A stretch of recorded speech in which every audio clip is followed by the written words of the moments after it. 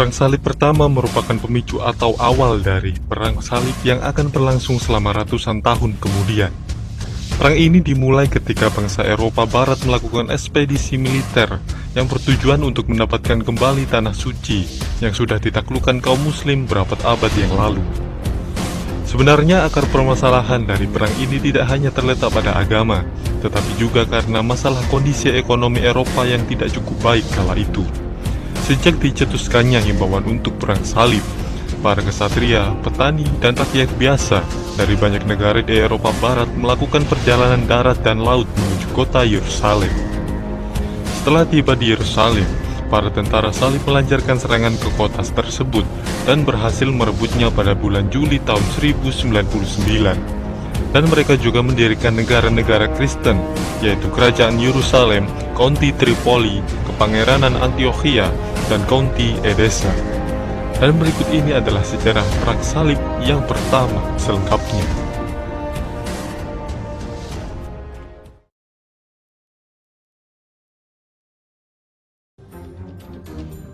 Pada tahun-tahun sebelum Perang Salib, sebagian Eropa mengalami kekeringan yang membuat orang kehilangan kepercayaan dalam segala hal.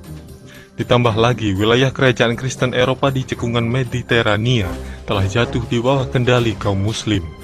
Sehingga saat itu wilayah Eropa dikelilingi oleh kesultanan Islam dari timur sampai ke barat. Saat itu keadaan kaum muslim di timur hidup dalam kemakmuran, sedangkan Eropa telah jatuh ke dalam kemiskinan dan konflik. Sebagian besar orang Eropa pada abad ke-11 hidup dalam kemiskinan, ditambah dengan perang dan konflik antar kesatria yang sering terjadi. Sedangkan di sisi lain Mediterania, terdapat dunia muslim yang makmur dan kaya akan budaya. Tapi di balik kemakmuran tersebut, tersembunyi kerapuhan karena adanya perpecahan politik dan agama yang cukup serius. Salah satu contohnya seperti kekhalifahan Abbasiyah yang dipimpin oleh para khalifah yang menjadi boneka dari menteri atau komandan militernya sejak pertengahan abad ke-9. Di masa ini, Kesultanan Muslim Seljuk Turki mulai memperluas kerajaan mereka ke segala arah, dan ekspansi paling besar terjadi di Asia Kecil saat melawan Kekaisaran Bizantium Kristen. Dan setelah pertempuran Manzikert di tahun 1071, Seljuk mengarah lebih dekat ke Konstantinopel dan mereka menjadikan Kaisar Bizantium yakni Romanus Diogenes IV sebagai tawanan. Lalu penggantinya, Kaisar Alexios Komnenos meminta bantuan ke Eropa Barat.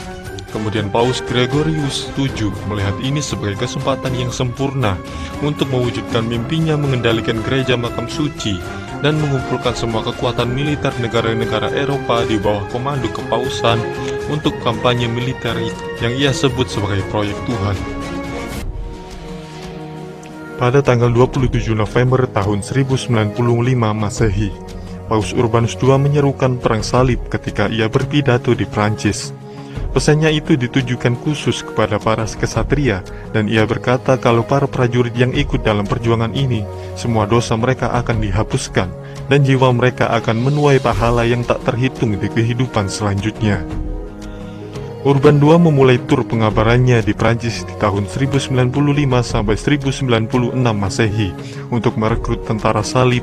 Ketika berpidato, ia bercerita dengan cerita yang ia bumbui dengan kisah-kisah yang dilebih-lebihkan tentang bagaimana kondisi pada saat itu.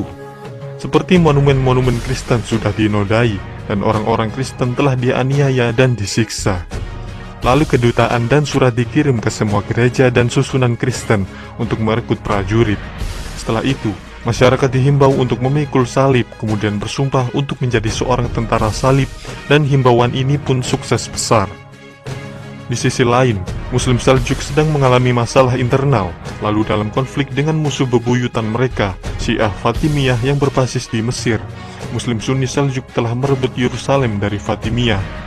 Kemudian Yerusalem berhasil direbut kembali oleh dinasti Fatimiyah hanya beberapa bulan sebelum tentara salib tiba. Di Eropa, setelah himbauan perang salib dikumandangkan, banyak orang yang bukan termasuk seorang kesatria bersemangat untuk berperang ke Yerusalem. Sehingga gelombang pasukan pertama pun terbentuk. Sebenarnya kelompok ini tidak terlalu kuat karena terdiri dari tentara rakyat dan campuran dari kesatria yang kurang profesional. Mereka dipimpin oleh Peter the Hermit, sang pendeta, dan kesatria Walter the Penniless. Sementara itu, Kelompok tentara salib yang kedua juga telah terbentuk, tapi mereka juga sama-sama kurang profesional. Kelompok ini dipimpin oleh Count Emiku dari Leningen. Kemudian mereka tiba di Konstantinopel pada awal musim panas di tahun 1096 Masehi untuk singgah. Setelah itu, mereka segera dikirim oleh Kaisar Alexios ke Asia Kecil, tapi mereka disergap dan berhasil dihancurkan di dekat Nisea oleh tentara Seljuk yang dipimpin oleh Kilich Arslan I pada tanggal 21 Oktober tahun 1096 Masehi. Sebenarnya pasukan ini bukanlah pasukan yang diinginkan oleh Alexios atau Paus Urbanus II.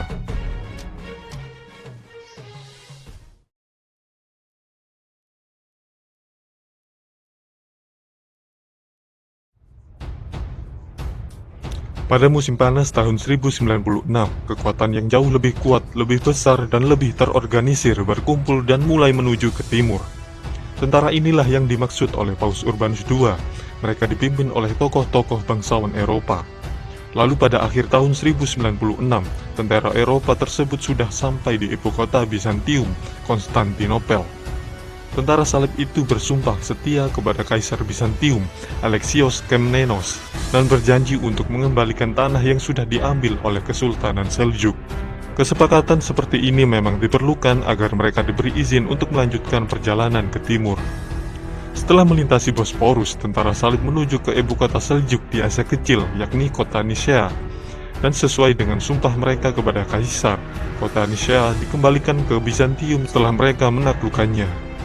Tetapi ketika tentara salib melanjutkan kampanye mereka di Asia Kecil, tugas suci mereka merebut Yerusalem terhenti untuk sementara, karena beberapa bagian pasukan memutar menuju ke kota Edessa. Penaklukan Edessa ini menjadi bukti penyelewangan dari tujuan mereka, karena kota Edessa tidak searah dengan Yerusalem, dan di dalamnya tidak ada situs-situs Kristen. Namun, tentara utama bergerak menuju ke Antiochia, sebuah kota yang dijuluki tempat lahir Kristen, karena istilah Kristen pertama kali berasal dari sana.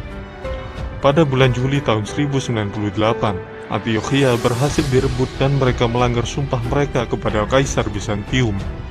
Karena seharusnya Antiochia dikembalikan ke Bizantium, tapi mereka mengangkat Bohemond the Norman, seorang pangeran dari Taranto untuk memerintah di sana.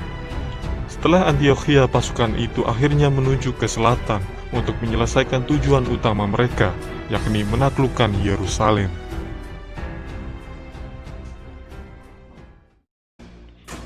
Pada bulan Desember tahun 1098 Masehi, tentara salib mulai bergerak menuju ke Yerusalem. Dalam perjalanannya, mereka merebut beberapa kota pelabuhan di Suriah, dan mereka akhirnya tiba di Yerusalem pada tanggal 7 Juni tahun 1099 Masehi. Dari pasukan besar yang telah meninggalkan Eropa, kini hanya tersisa sekitar 1.300 kesatria dan sekitar 12.500 infanteri. Yerusalem dilindungi oleh tembok besar yang dilengkapi dengan kombinasi parit dan tebing, sehingga kota ini memiliki pertahanan militer yang tangguh. Untungnya, sejumlah kapal Genoa tiba di saat yang tepat dengan membawa kayu, dan kayu tersebut digunakan untuk membuat menara pengepungan, ketapel, dan pendobrak. Kemudian pada pertengahan Juli, Godfrey dari Boulogne memutuskan untuk memulai menyerang di bagian dinding yang lebih lemah, dan setelah melewati pertempuran yang berat, tentara salib berhasil menaklukkan Yerusalem pada tanggal 15 Juli tahun 1099 Masehi. Lalu mereka pun memulai pembantaian. Mereka membunuh orang di jalan, di rumah, dan di gang. Sangat sulit bagi tentara salib untuk membedakan antara penduduk lokal Kristen, Muslim, dan Yahudi, karena mereka semua tampak sama bagi mereka. Mereka semua tampak seperti orang Arab. Dan sebuah sumber Muslim kontemporer menyebutkan kalau 3.000 penduduk kota telah terbantai. Lalu dalam sebulan, pasukan Mesir yang besar tiba untuk merebut kembali kota itu, tetapi mereka berhasil dikalahkan di Askalon. Saat ini Yerusalem pun telah berada di tangan orang Kristen. Lalu Godfrey of Bouillon, pahlawan pengepungan, dijadikan raja di Yerusalem. Di Italia, Paus Urbanus II telah meninggal pada tanggal 29 Juli tahun 1099 Masehi, tanpa mengetahui keberhasilan perang salibnya.